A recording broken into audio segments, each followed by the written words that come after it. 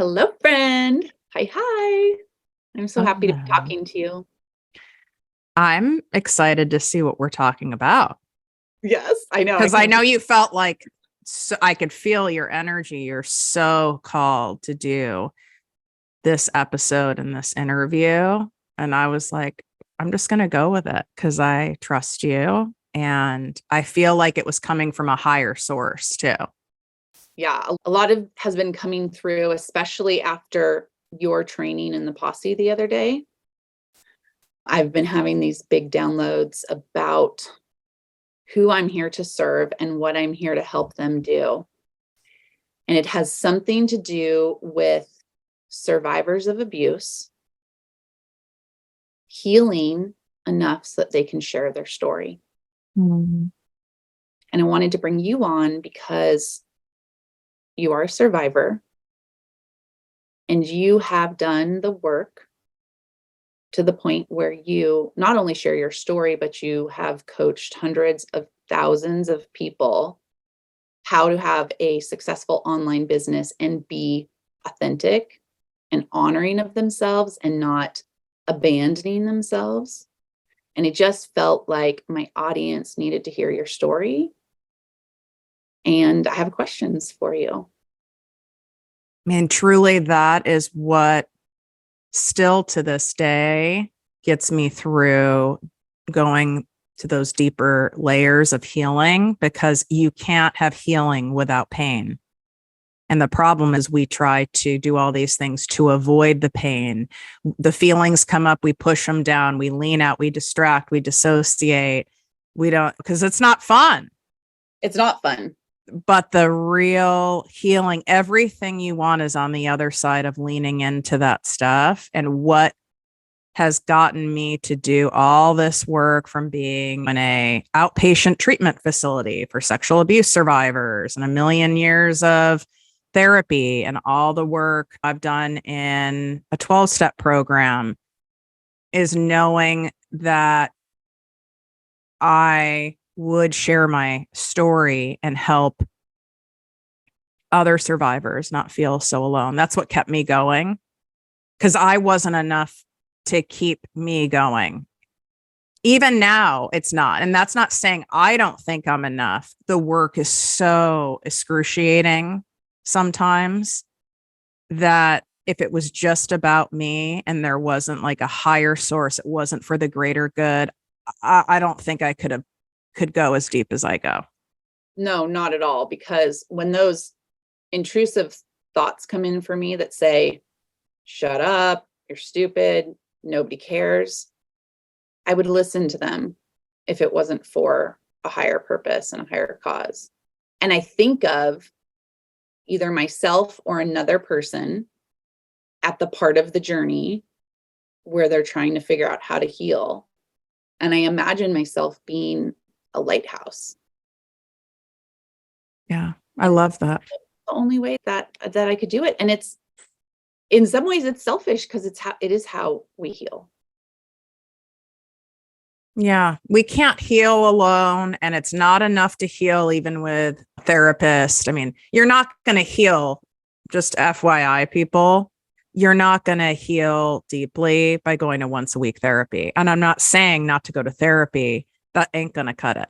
Mm-mm. This is a daily situation.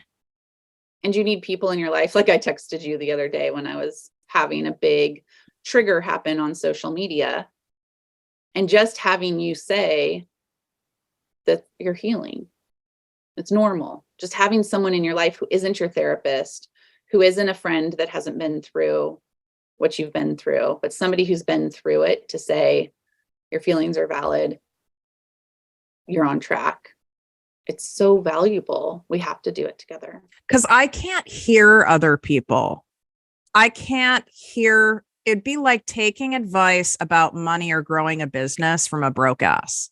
It's like I can't take in advice or guidance or see someone as a lighthouse who I don't know has been through, it doesn't have to be identical, but has been through a similar level of trauma or similar circumstances. I just can't, because then I don't feel like they really get it. Right. And that's but there aren't that many of us who are healed enough to share our stories.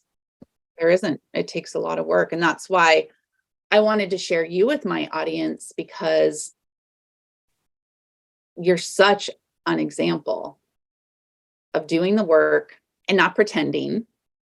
You're so authentic and real. My mother-in-law the other day was like, wow, she's been listening to your podcast, right? And she's like, wow, she's so authentic. Like sometimes it's hard. Yeah. Sometimes it's hard, but she's like, but I love her. And there's something so intoxicating about that. And to know, as a survivor, I've often felt like I have to be invisible to be safe. So to see someone being visible, taking care of themselves, gives me that hope that maybe I can come out of the darkness and step into the light and let people see me, and that it's going to be okay. Yeah. And a lot of people listening are like, wait a second, but Erin, you've like spoken on stages with like tens of thousands of people. You manage a giant organization. Like you have a podcast. You're obviously not afraid to be seen. And that's what people thought of me. I was a TV newscaster. But it's like, you can't, obviously, like you must have an issue being seen. That was my false self. That was not me. And that doesn't mean I was fake consciously. Everyone still said similar things about me. You're so real. Tiffany keeps it straight. God, how refreshing. You're a TV personality that, shares her flaws, blah, blah, blah. I got a lot of similar things, but the difference is how I feel when people say it. Every time someone would say it, in my head, I went, if they only knew. Yep. 100%. Same you have thing. Oh my God, I wish I had my shit together like you. I wish I was as competent. I wish I was as disciplined. And it's not like I sat there and got all like boosted up. It actually brought me to shame internally when I'd hear that, because it was like, I'm a fraud. I'm a disaster. And if they only knew the real me, because I didn't feel if I was 100% the real me, that I would be able to be successful in my career. I'd have successful relationships, friendships, even in navigating society, because I believed I was so flawed. 100%. I feel the same way. I felt the same way. I'm just coming out of it. And I tell people all the time that I used to get off stage, go back to my hotel room and be like, oh, let me put my robe on and have a glass of wine and like decompress. And now my mission is to be the same way that I am in my hotel room as I am on stage. That is so well said. That is 1,000% how I operated my entire life up until like 8.5 years ago. Was whether it was a big business meeting, whether I was on a stage with tens of thousands of people, whether it was a date, whether it was going to the clubs. I couldn't wait at a certain point to get home and take the costume off. And that is the first thing I would do. Like when I was in corporate and I was in pharmaceutical sales and in the field, or like and I was traveling all the time, first thing I would do is I would get home and the whole pantsuit would come off, like all of it. Then I had to get the makeup off. I'd bring myself back to my true state and I felt like I could breathe. And then I would isolate, because I had to isolate in order to decompress and then feel safe. And so therefore I vacillated. I went from being around a bunch of people, high energy, all this stuff. But then in order for me to like calibrate my nervous system and soothe myself, I had to isolate. I didn't feel, like you said, that hotel room Tiffany, that behind closed doors Tiffany, I didn't think that could be out in the world. Who the fuck would want that? Because that wasn't wanted or celebrated since my birth. And my own mother didn't celebrate it or want it. And my dad really didn't in different ways. It wasn't embraced. It wasn't hated on, but it also wasn't celebrated either. So I never learned to celebrate myself. It was like, you know how they say like the shadow, like your shadow side. I like lived in the shadows, and then the costume was like a false sense of light. And now I can see it. I don't know if you're starting to see it too. And not even with judgment. People in my personal life, professional life, strangers on the interwebs, I can see and feel it when they're the old Tiffany. Mm-hmm. They're putting on I used to call it the Tiffany show. Yeah. I'd say, oh, got it. And I would like close friends or whichever guy I was dating at the time. I'd be like, really don't have it in me to put on the Tiffany show today, but I got to go do it. And no one ever corrected me or questioned that. And I even like would do the jazz hands. Tiffany show. That show's been closed. The show's been canceled. That show is no longer available for watching. Now it's the Tiffany reality show, which follow Tiffany on Instagram and now on TikTok. She's so fun. Project Me, Tiffany Carter. And I love that about you in the internet world, that you're showing us what it's like to just show up as your authentic self and be real. And lately, haven't we had a few conversations lately where I'm like, that was a really good podcast episode, or that was a really good training. And you're like, my energy was so low. Like, isn't that interesting? And I had to learn that. I remember when my show finally started taking off. You don't think, you guys, this was instant success over here, okay? And I know that was also being paced for me, because those of us who grew up in toxic, dysfunctional households or in relationships where we're healing from that, we have a tolerance level for being exposed, for visibility. And like, because you said, right, you had to be invisible was safe. Sometimes I had to be invisible, and then sometimes I had to perform. Having a narcissist for a mom was always something going on there. And too much visibility too fast absolutely would have set me into a tailspin looking back.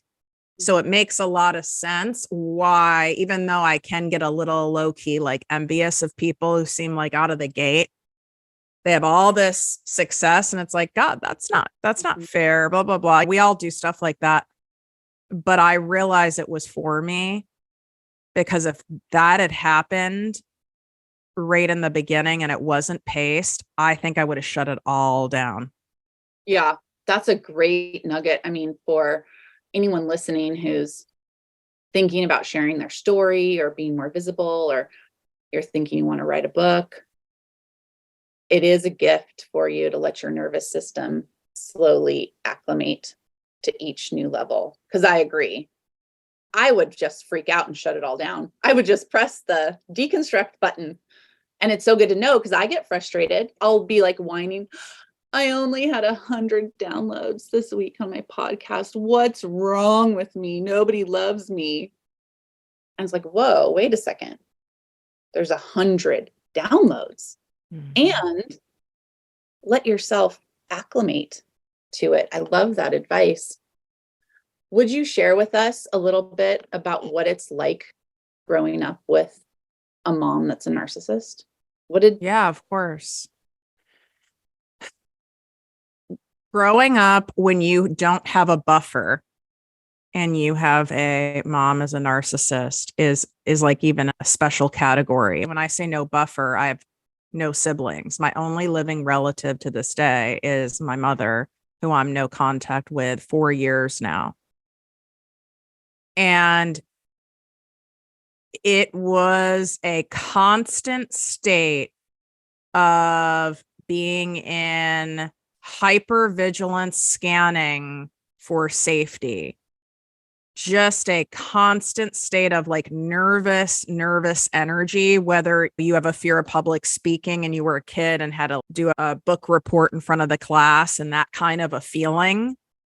I had that every single day, to where I had lots of stomach issues. And of course, I was brought to doctors and no one ever put the pieces together. I had mono twice, I had chicken pox twice, like things that are telltale signs. I started wetting the bed in 3rd grade, and that's not normal, but no one ever bothered putting the pieces together or didn't want to be bothered with it. Nothing was ever enough for this woman. And it's really confusing when you're involved with a narcissist on any level. They want you in a state of absolute bewilderment and confusion and fear because that's how they can control you. And how she confused me is she would do things like, they like playing sadistic games. They actually are doing it consciously. They get off on it. That makes them feel superior. There's such a deep self-hatred. They like watching others be tormented. She absolutely hated me because she hated herself. And I was just a prop, whatever I needed to be to make her look good. So she would bait me. And one of her favorite games was to make it sound like she was in one of her rare, fun mom moods and invite me to come in. Let's go swimming. Let's go in the pool. And I'd be still sensing, even as a really young kid, like, is this for real? Can I trust this? She knew how to do it, put it on long enough to where I'd go, maybe maybe I get to have this mom, right? And we would go in the pool and within minutes blast me for my body, hypercritical. And I was trapped because I couldn't get out of the pool. That's like, that was not an option. I couldn't get out of the pool and go in the house. Like there's no way. So I was also trapped, but in an extra vulnerable state because I'm wearing like a bikini or a bathing suit, right? Like if you think about it, being in the water or a bath or you're more vulnerable because you don't have your clothes on. You don't even have like something to distract yourself, like you have a can of soda or anything. And I would go under the water and swim the length of the pool and try to hold my breath as long as possible to get breaks from this woman and her energy as long as I possibly could. That's an example of what it was like living with this woman. I had a lot of age inappropriate chores, so I couldn't go and play until I did this excessive list, which obviously is something that carried into my adult life, not allowing myself to play and have fun until all your chores are done. And the chores and the list is ridiculous. Yep. We end up doing to ourselves what was done to us without even realizing it because it feels so normal. Did you know that this was abnormal as a child? Did you think this was just kind of how parents were? Or did you have that sense that something's off here and I could have it different if I didn't have this mom? How I knew and when I knew that the abuse that was going on in my home was not normal is when I started to go on sleepovers to other friends' homes. And not just one friend, like multiple friends. And I felt free and I could eat what I wanted to eat because my mom is anorexic as well. She's a managed anorexic, as they call them. And so like I could have like Honey Nut Cheerios or stuff like that. My nervous system felt at ease. It was just a totally different environment. And then I would come back to my house and it'd be like a system shock. And it was just so intense in that house. It just never fucking stopped. And so therefore I did the best I could as to make sure I had sleepovers arranged. I always wanted to go to other people's houses. The problem is everyone wanted to come to mine. Because I was raised where on the outside, I looked like the lucky kid because I was raised wealthy in a wealthy neighborhood. Olympic sized pool, 2 gourmet kitchens, pool table, ping pong table, those life size arcade games. So people wanted to come to my house, and people's parents, kids' parents, wanted their kids to come to my house because my mom, it was a good person to know, you know what I mean? And like society and in the school system and in business, and they were mesmerized by her. So I was always having to like manage and manipulate and trying to like figure out a way so I could go to their house. And then like 1 out of every 4 times I'd have to have them at my house. I mean, Wow. exhausting. Did your mom kind of put on an act too, so people didn't know that? Oh, major act, but would also low key absolutely shame the hell out of me in front of my friends. But it was done in a covert way where an adult or even a teenager would be able to see it, but another kid couldn't. So we never forget these things.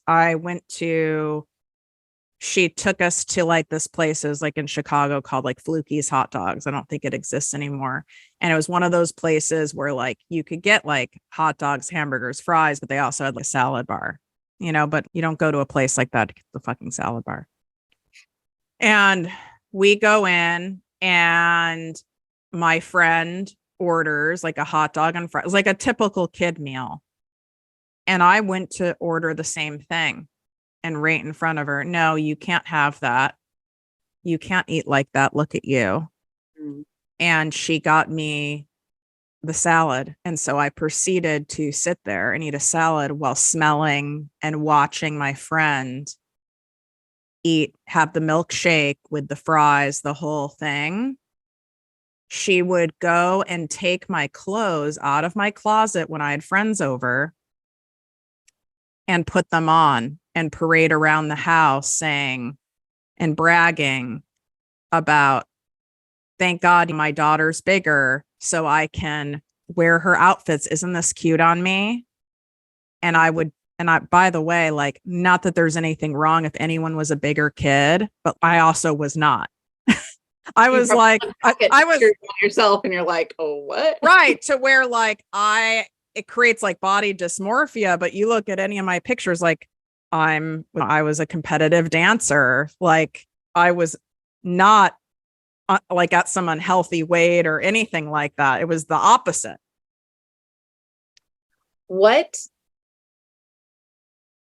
At what point did you realize that you had suffered abuse? And then at what point did you start your healing journey? I went into such dissociation and denial, which is something that our brains do when you're experiencing extreme abuse to protect. It's a protection mechanism that our system goes into. It's very common for people who have PTSD. So if anyone asked me if I was like being abused, I'd be like, what? Like, absolutely not. I started getting, at least to my memory, molested daily starting at age 11. And that's when my mom started pimping me out to various people, clients, etc. And I have a lot of fragmented memories of that. But if you had asked me or even put like a book in front of me about it, all through that time, I would have never been like, oh yeah, this is happening in my home. This is messed up. Until, even if someone asked you. yeah, even if someone asked me. I remember I went to boarding school, and it was kind of cool what they did. I give them credit. Like, instead of a sex ed class, it was like they separated us into these small groups and had like open conversations about sex and things. It was very progressive at that time. And the conversation of rape came up. And I was raped at 15. Now, obviously, I was raped starting at 11, this is how our brains work, right? Like, none of the regular molesting or being pimped out, like, none of that registered. But I was date raped by someone I knew, like someone I chose to go out with. And that, interestingly enough, I was aware of, and I was able to share with a couple of friends as a teenager. But the other stuff was totally wiped. It was very, very buried. It was almost like it was too much. I do feel that there is more acceptance around being raped than there is around being sexually molested, in my opinion. Right.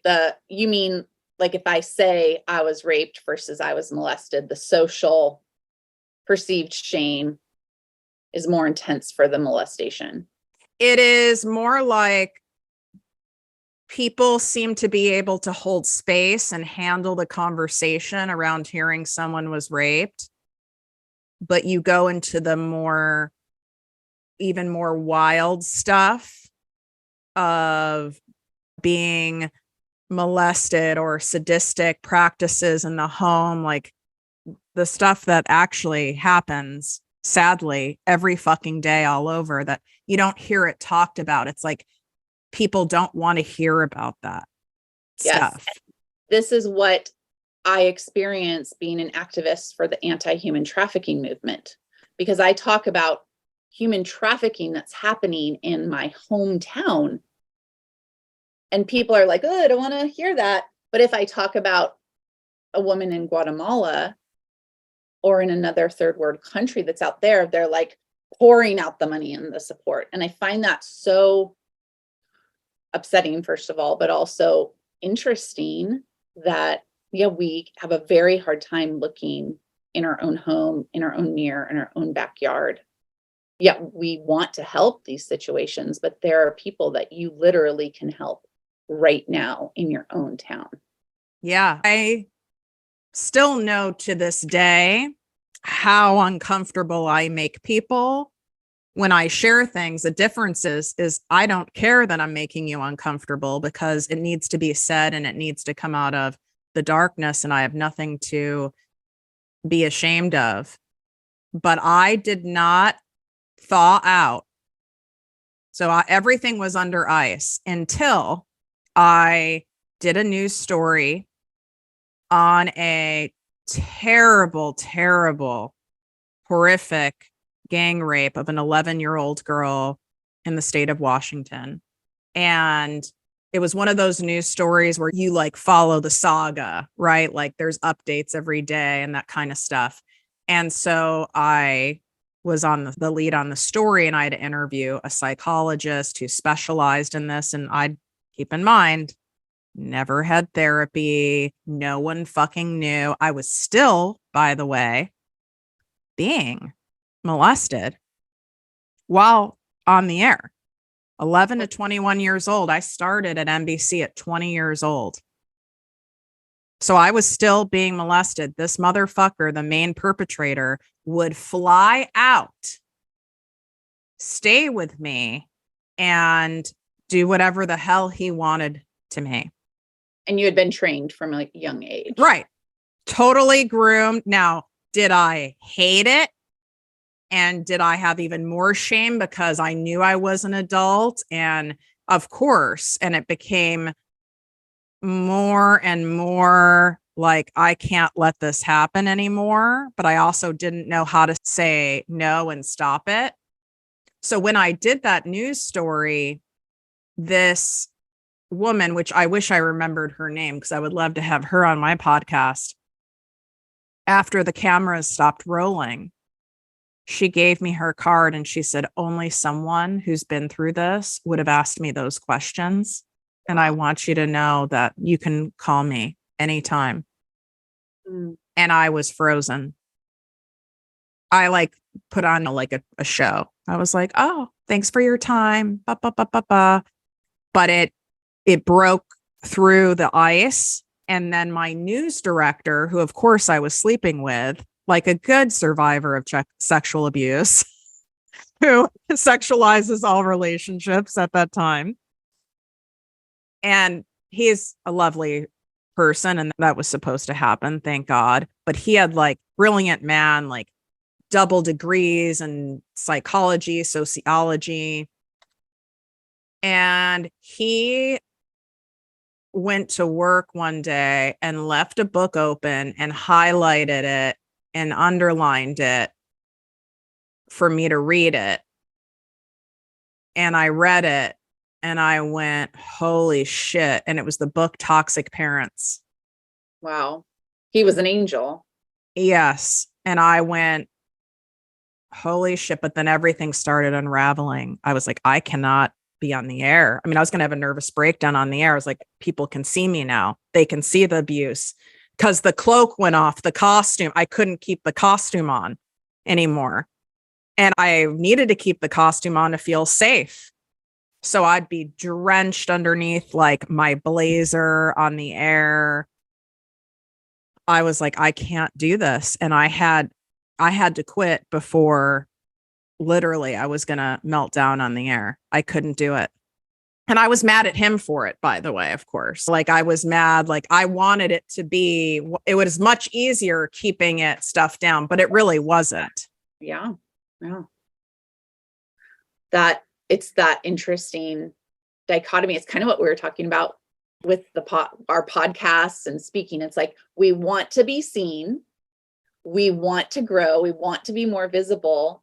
But if somebody takes our power away in that, or it happens too fast, or I can feel that feeling of what it must have been like for you to have someone finally see you, which probably was something that you wanted. It was a weird combination of, at that time, maybe 20% feeling validated and 80% feeling exposed for the piece of shit, dirty, damaged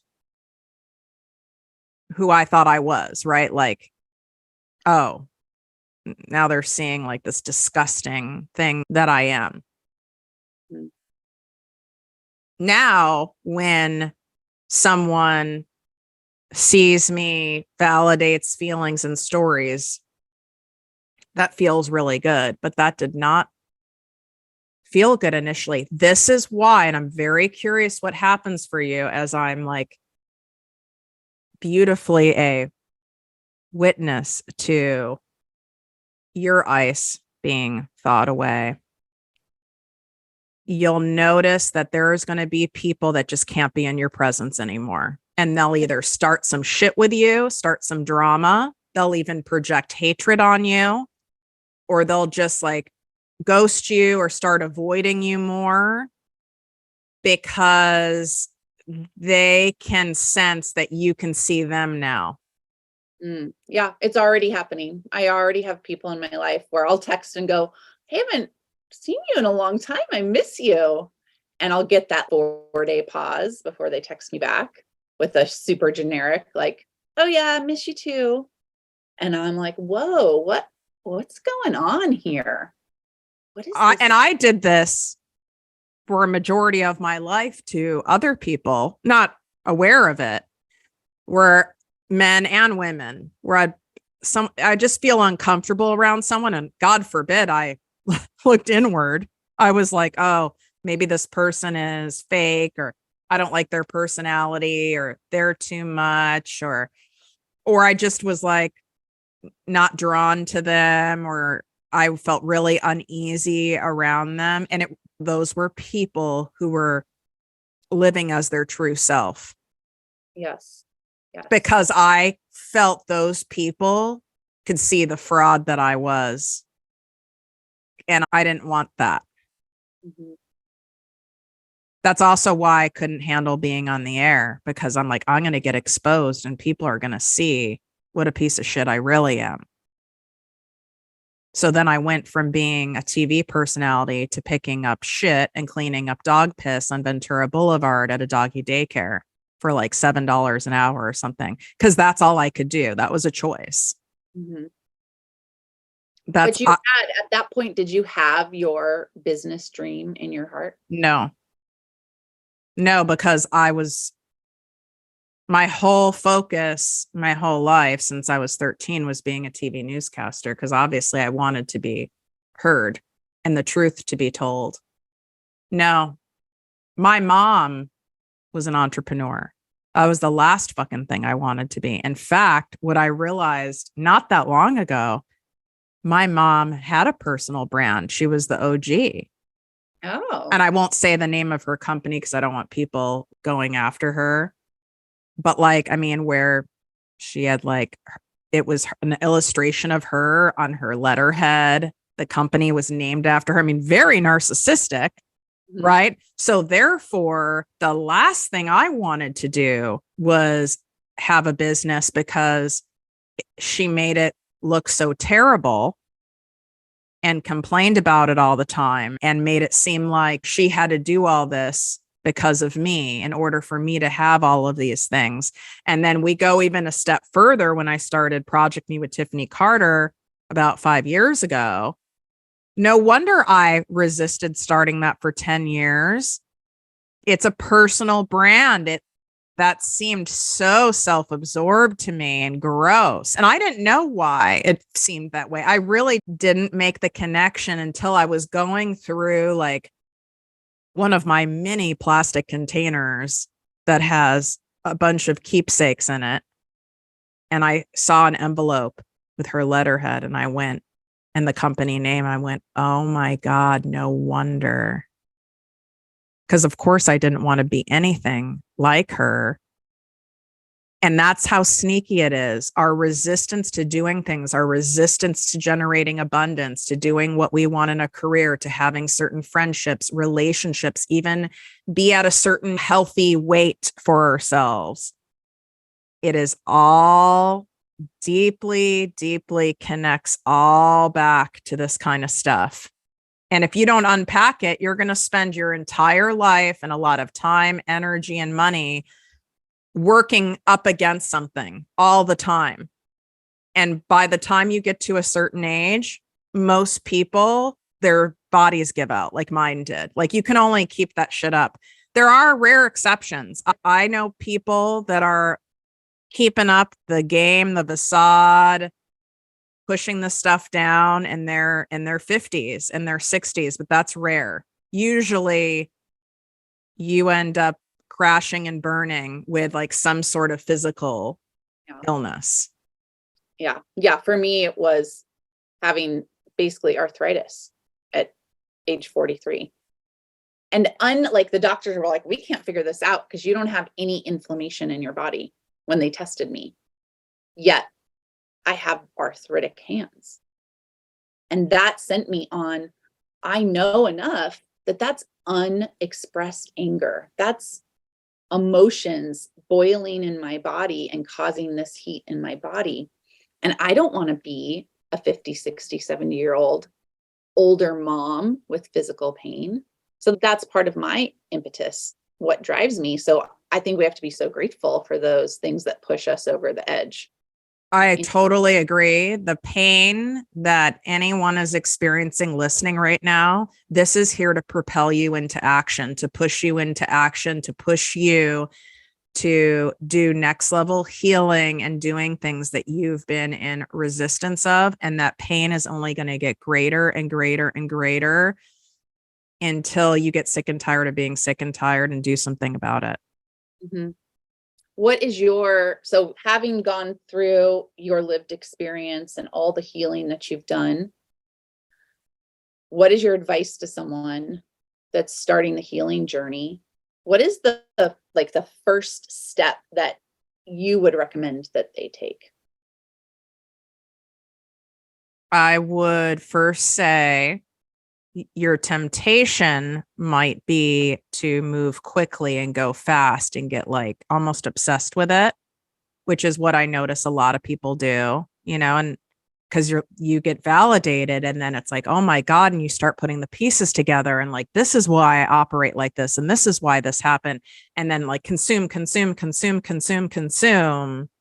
And it's great to learn, but it's coming from a spot of believing if I figure it out, if I figure out all this stuff and all my questions are answered, then I will be healed. Then I'll feel a certain way. And that is not healing. What you're getting is information, which is nice, but the information is not a substitute for the implementation and doing that deeper work. So I would say slow it down. You absolutely need to work with somebody who is specialized in that area of trauma. And I would want you to be extra discerning because it's so common for people who are thawing out. We can be too trusting because we're at like a weak point. We want help so badly. And this is when people are susceptible to being scammed and having people who are not in integrity. And you can attract more narcissists. They can come in the form of therapists. They can come in the form of doctors. They can come in the form of coaches. I can't tell you, Erin, I might cry because it really, really pisses me off. I can't tell you how many clients I have that have come to me from paying an exorbitant amount of money to go on some inner child wounding healing retreat where some of them do like ayahuasca or they do other stuff. And they are totally broken open without the proper support. And now they're left reeling and a recreation of abandonment. And there is nowhere for them to go. I've had clients come to me where they just keep spending more and more money, almost like a Scientology thing. It's like, I'm spending money on this, but it never really is scratching the itch and helping me. So then the person who's out of integrity, the leader, so to speak, is like, well, you're being called to ascend to a deeper level of healing. And then they buy another program and another program. And you can be really susceptible to this stuff. And I've had these things happen to me as well. But there's also a lot of beautiful practitioners that are lovely and their heart is in the right spot. So I'd want you to be very discerning and take moments of checking in with your body and seeing how you feel when you're in the presence of people currently in your life, new people in your life, because we weren't taught to do that. We were taught to actually ignore that. We were taught the opposite. So you have to intentionally do it. And then the next step is actually trusting it. If you think someone's toxic, if you think someone is abusing substances, if you think someone's full of shit, if you think someone isn't safe or something's not quite right with them, you're right. Because if you're listening to this show, I know you're not someone who goes around just thinking that about people all over the place. If you're, you know what I mean? Right? We're usually exactly. I make excuses, right? I have to be careful. Oh, well, no one's perfect. I'm certainly not. And who am I to judge? You know what? I want you to judge. This is where judging is a good thing to do, is to judge. There's a reason we do have judgment within us. We have that in us. This is a good thing for you to judge. And sometimes you're not going to be able to tell. And your body doesn't lie. If you feel absolutely exhausted after hanging out with someone, or you start feeling less than, and it could be someone you're married to. I mean, you've likely accumulated lots of these people. It could be your work environment. It could be even like your fitness instructor. I mean, everyone had to go in my life except one person. They were all toxic. And I still do inventories of people. And sometimes there's people in my life who aren't toxic, but they can slip into these narcissistic type behaviors because they have more healing work to do. And then I lean out. I don't like cut them off, but I have to detach and lean out because I don't want to absorb that. And I'm not going to absorb that shit anymore. Yeah, I've been learning and feeling my circle get smaller and smaller. And it's okay. Well, look what happened, right? Like when the more we're intentional and the more we are just we take our energy and our time and our heart and we treat it so precious as it should be treated, but wasn't treated at times in our lives. When we let go of the people who are no longer meant for us, I promise you the universe brings in the people who are.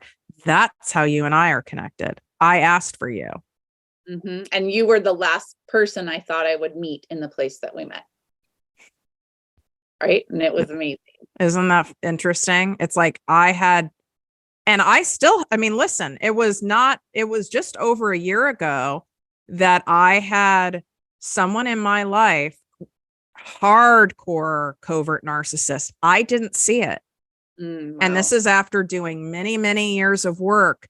We're human. We're not going to always see it, especially when you're not a narcissist or a sociopath yourself. We don't think like them. You can't outthink these people. There is no way to avoid for the rest of your life these types of toxic people. They're going to weave in. It's a matter of how long do we allow them to suck our life force? How long does it take?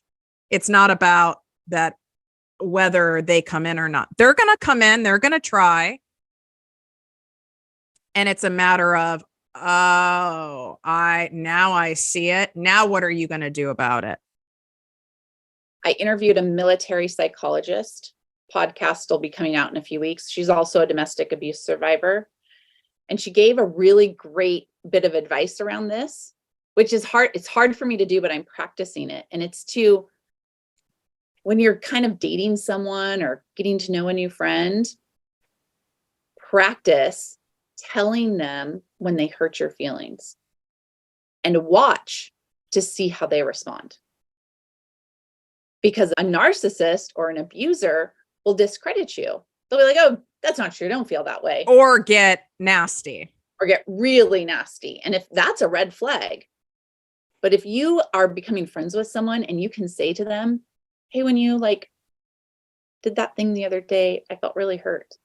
And if they go, wow, thanks for telling me. I hear you. That is the sign of a healthy person. This is fabulous advice that I wish I heard sooner. Because if I had heard that, not to say I wouldn't have gotten into this friendship, but I would have recognized it sooner. Because you know what set her off the most is any time I said, because I learned from all the work I've done, you share your feeling. And I would do all that. And I would say when you did this, that made me feel like this. I'm talking flash anger.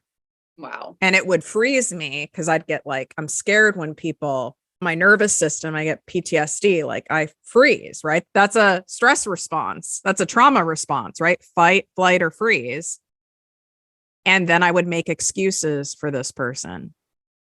Well, she's working through her stuff. She's also had a lot of childhood trauma. Bah, bah, bah, bah, bah, bah, bah, bah, bah.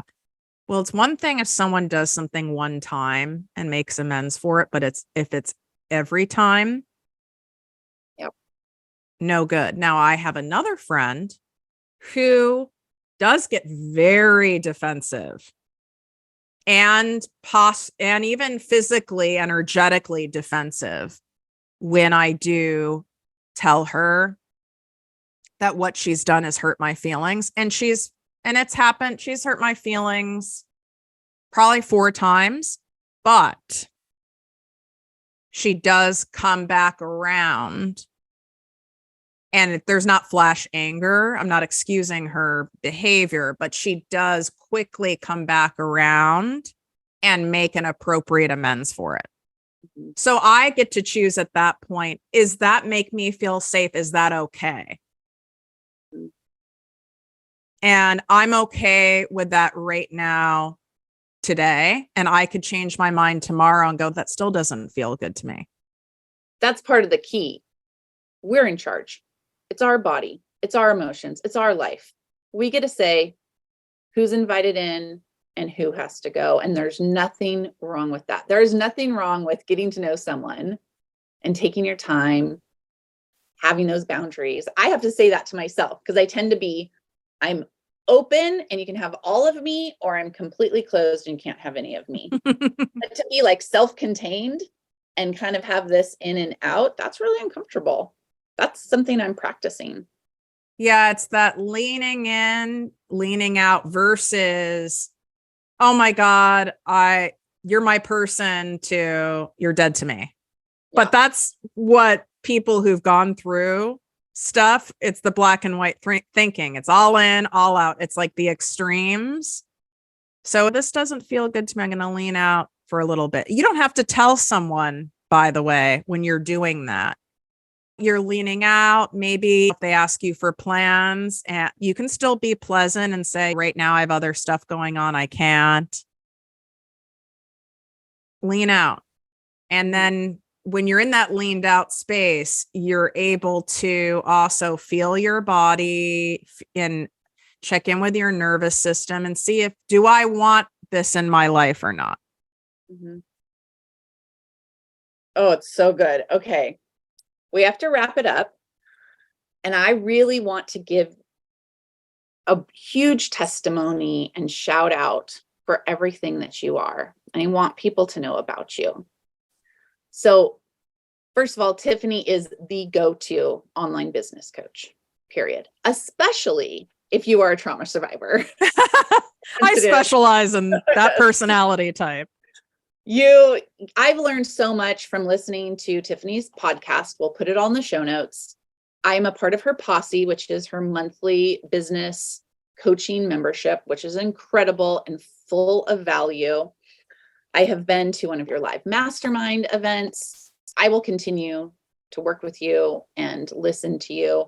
You actually have helped me tune out a lot of other coaches, which has been so healthy for me because there's so much influence that can come in when you're listening to all these coaches and soaking up their marketing messages. So I love that I've found you and I can get that guidance from you. And your podcast comes out twice a week, Project Me with Tiffany Carter.